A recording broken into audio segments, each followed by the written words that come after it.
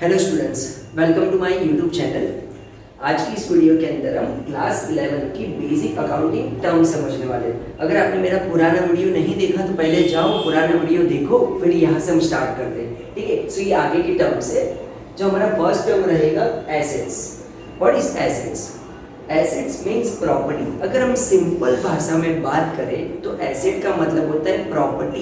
ठीक है, अब मानो कि मेरे पास घर है, बंगला है, गाड़ी है, जो भी है, बैंक बैलेंस है, तो ये सब मेरा क्या हो जाएगा? प्रॉपर्टी। और हम अकाउंटिंग की लैंग्वेज में क्या बोलेंगे? एसेट्स। बट ये हो गया हमारा पर्सनल एसेट्स। बट अगर हम बिजनेस एसेट्स की बात करें तो इसकी डेफिनेशन कुछ इस तरह है।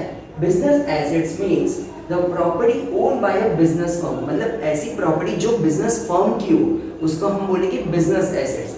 फॉर एग्जाम्पल, अगर मेरा क्लासेस है तो क्लासेस के अंदर बेंचेस होगी, फैन होगा, एसी होगा, बोर्ड होगा, फिर कंप्यूटर्स, ये सारी चीजें मेरे लिए क्या हो जाएगी? फर्नीचर, सॉरी, ये मेरे लिए हो जाएगी एसेट्स। ओके, फर्नीचर होगा, ये सब एसेट्स हमारा बिजनेस का एसेट्स है। ठीक है, फॉर एग्जाम्पल यहाँ पे दिया लैंड एंड बिल्डिंग हो गई, प्लांट एंड मशीनरी। बड़ी बड़ी कंपनी होती है तो वहाँ पे प्लांट होता है, मशीनरी का सेटअप होता है। ओके, कैश है, बैंक बैलेंस है, मोटर कार है, ये सारी चीजें बिजनेस के लिए एसेट्स होगा। अभी नेक्स्ट टर्म हमारा है liabilities. The amount payable by a business is known as liability. जो भी पैसा बिजनेस को चुकाना है, यानी कि ऑब्लिगेशन है, देनदारी है, इसको हम बोलेंगे लायबिलिटी। ओके, जो भी बिजनेस की ऑब्लिगेशंस है उसको हम बोलेंगे लायबिलिटीज। ठीक है, फॉर एग्जांपल अब बिजनेस को क्या क्या लायबिलिटी हो सकता है आपके हिसाब से? अब देखो, बिजनेस चलाना है तो सबसे पहले पैसे की जरूरत पड़ेगी। अब पैसे मांग मांग के फ्रेंड के पास से कितने मांगोगे? तो ऑब्वियसली हमें पैसे के लिए बैंक के पास जाना पड़ेगा, या कोई थर्ड पार्टी है जो हमें लोन प्रोवाइड करे उसके पास जाना पड़ेगा। तो जैसे कि जो भी बैंक लोन हो गया, लोन टेकन फ्रॉम बैंक, ये भी एक बिजनेस के लिए देनदारी होती है, यानी कि लायबिलिटी होती है। इसके अलावा हम बिजनेस में माल सामान वहां से परचेज करते हैं क्रेडिटर से, और कस्टमर यानी कि डेटर्स को हम सेल करेंगे। परचेज करेंगे क्रेडिटर से, डेटर को सेल करेंगे। तो जो भी हम परचेज करेंगे तो उसको भी हम पैसे तो चुकाने हैं, तो ये भी बिजनेस के लिए क्या हो जाएगी? लायबिलिटी हो जाएगी। और क्रेडिटर्स को देते बिल्स पेबल। मोस्टली बिजनेस के अंदर कैश ट्रांजेक्शन बहुत कम होते हैं, सो जो भी बिल्स पेबल है ये भी हमारी लायबिलिटी है। जैसे कि creditors, bills payable, loan taken from bank. फिर होता है tax payable to government. Business कर रहे हो, इतना अच्छा पैसा कमा रहे हो तो गवर्नमेंट को टैक्स तो पे करना पड़ेगा। सो जो भी टैक्स भी पे करना है गवर्नमेंट को, ये भी बिजनेस की लायबिलिटी होगी। और लास्ट हमारा कैपिटल। कैपिटल है ना, ये बिजनेस का पैसा होता है। ठीक है, फॉर एग्जांपल मैंने एक मैन्युफैक्चरिंग इंडस्ट्री स्टार्ट की कपड़े की, तो ये कंपनी है XYZ लिमिटेड और मैं उसका प्रोप्राइटर हूं या तो ओनर बोल सकते हैं। ठीक है, तो जो भी मैंने पैसे बिजनेस में डाले ये मेरे पैसे, ना कि बिजनेस के। तो बिजनेस के लिए वो कैपिटल भी लायबिलिटी साइड वो लोग शो करेंगे अपने अकाउंट्स के अंदर। तो हमने एसेट समझा और लायबिलिटी। अब नेक्स्ट आते हैं कंटीजेंट लायबिलिटी। लायबिलिटी तो सबने सुना है, बट कंटीजेंट वर्ड पहली बार सुना रहेगा आपने। कंटीजेंट लायबिलिटी, कंटीजेंट मतलब ऐसी लायबिलिटी जो हो भी सकती है या ना भी हो।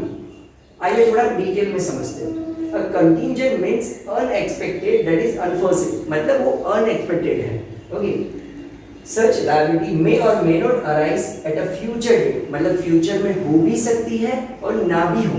ठीक है, it also refer to as unknown liability which may or may not occur, मतलब ये अननोन है, बोल के नहीं आती, भाई हो भी जाएगी नहीं भी हो। ठीक है, एग्जांपल दिया है यहाँ पे कि liability in respect of unfinished contracts. अब एक तो अलग अलग एग्जांपल लेके समझने के लिए कोशिश करते हैं। मानो कि मेरा यहाँ पे पहला दिया liability in respect of unfinished contract. मैंने किसी से कॉन्ट्रैक्ट लिया और मैं टाइम पे पूरा नहीं कर पाया, तो क्या हो सकता है? मुझे पेनल्टी लग सकती है, मुझे वो चार्जेस अलग अलग पे करने पड़ेंगे। तो ये भी एक टाइप की कंटीजेंट लायबिलिटी, अनएक्सपेक्टेड लायबिलिटी है। और एक एग्जांपल लेते हैं। मान लो कि मेरा ना कंस्ट्रक्शन काम चल रहा है, एक बिल्डिंग बन रही है। अब मेरे यहाँ पे वर्कर्स काम कर रहे, गलती से कुछ एक्सीडेंट हो गया, इंसिडेंट ऐसा हुआ जिसके कारण वो वर्कर्स को हार्म हुआ। ठीक है, वो हॉस्पिटलाइज हो गया। अभी क्या होगा? मुझे उसको पे करना पड़ेगा क्योंकि मेरे कंस्ट्रक्शन साइट पे काम चल रहा था। तो मैंने उसको हॉस्पिटल का खर्चा 50,000 दिया। अभी उसको ऐसा लग रहा है कि ये जो 50,000 जो मुआवजा मिला है, जो कंपनसेशन अमाउंट मिला है, ये बहुत कम है। ठीक है, तो वो क्या करेगा? वर्कर मेरी कंपनी के अगेंस्ट केस फाइल करेगा कोर्ट में कि भाई मुझे 50,000 सो अमाउंट मिला, ये बहुत कम है, एटलीस्ट इसका 1 लाख होना चाहिए, ठीक है। तभी कोर्ट में क्या होगा, इसका केस चलेगा, तारीख पे तारीख आएगी, केस चलेगा। अब आगे जाके सपोज मैं केस जीत जाता हूँ तो फिर मुझे कोई एक्स्ट्रा पे करने की जरूरत नहीं है। बट इन केस अगर मैं केस हारता हूँ तो मुझे उसको 1 लाख पे करने, तो 50,000 मैंने पे किए, तो अब जो नेक्स्ट 50,000 पे करूंगा ये मेरी कंटीजेंट लायबिलिटी होगी, मतलब फ्यूचर में देने का हो भी सकता है और ना भी हो। ओके, सो एसेट्स, लायबिलिटी और इसके बाद था कंटीजेंट लायबिलिटी। अभी हम आगे आते हैं हमारे नेक्स्ट टॉपिक की तरफ, कैपिटल। कैपिटल तो आपको सबको पता ही रहेगा, तो भी in simple words capital means the amount invested in the business. जो भी पैसा बिजनेस के अंदर हम इन्वेस्ट करते हैं उसको हम बोलेंगे कैपिटल, ठीक है। मैंने मेरे क्लासेस के अंदर पैसे इन्वेस्ट किए तो ये मेरा क्या हो जाएगा, कैपिटल, ठीक है। But in accounting science excess of assets over liability is called capital. But अगर अकाउंटिंग लैंग्वेज में अगर हम बात करें तो एसेट अगर बिजनेस के ज़्यादा हो और लायबिलिटी अगर कम हो तो हम इसके बीच का जो डिफरेंस अमाउंट है हम उसको बोलेंगे कैपिटल। फॉर एग्जांपल मेरे पास टोटल प्रॉपर्टी मिला के 1 लाख की प्रॉपर्टी है, ओके। सो 1 लाख मेरा क्या हो जाएगा, एसेट्स। और मुझे अलग अलग चुकाने का पैसा, जो भी मेरा ऑब्लिगेशन है यानी कि मेरी लायबिलिटी है वो है 60,000, तो यहाँ पे मेरा जो कैपिटल हो गया वो है 40,000, सो ये मेरा कैपिटल हो जाएगा, ओके। इसके बाद हम आते हैं ड्राइंग की तरफ। अब ड्राइंग समझ के आप ये मत समझना कि वो ड्रॉ करते उसको ड्राइंग बोलते हैं, नहीं, ये अकाउंट का ड्राइंग पूरा डिफरेंट होता है। Drawing means the amount withdrawn bye proprietor from the business for his personal use. मतलब जो भी पैसा ओनर या प्रोप्राइटर अपने बिजनेस में से उठाएगा पर्सनल यूज के कारण, पैसे उठा रहा है अपने पर्सनल यूज के कारण, उसको हम बोलेंगे ड्राइंग, ठीक है। ड्राइंग में भी इन काइंड, जरूरी नहीं कि हर बार पैसे उठाए, कुछ भी हो सकता है। मतलब अगर कोई गुड्स भी उठा रहा है, मान कि मैन्युफैक्चरिंग इंडस्ट्री है मेरी, तो मैं हो सकता है कोई गुड्स भी ले लूँ पर्सनल यूज के लिए, तो उसको भी हम ड्राइंग ही बोलेंगे। अब इसकी इफेक्ट क्या होगी, effect of drawing is reduction of capital. जो भी ड्राइंग होता है ना वो कैपिटल में से रिड्यूस हो जाता है। फॉर एग्जाम्पल मैंने मेरे क्लासेस को 1 लाख रुपीज दिए, तो 1 लाख कैपिटल है, तो कैपिटल पे वहां पे शो करेंगे लायबिलिटी साइड 1 लाख, ओके।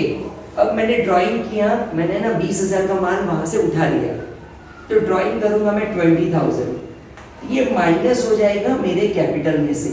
तो ड्राइंग की इफेक्ट कुछ इस तरह आएगी, वो आप जब अकाउंट्स आप पढ़ोगे डिटेल में तो आपको टाइम पे समझ में आ जाएगा, ओके। सो आज की इस वीडियो के अंदर हमने assets, liability, contingent liability, capital and drawings, इतने टॉपिक्स, इतने टर्म्स कंप्लीट किए। आगे की वीडियो में और भी टर्म्स आएंगे, सब कंटिन्यू देखते रहना। Thank you so much.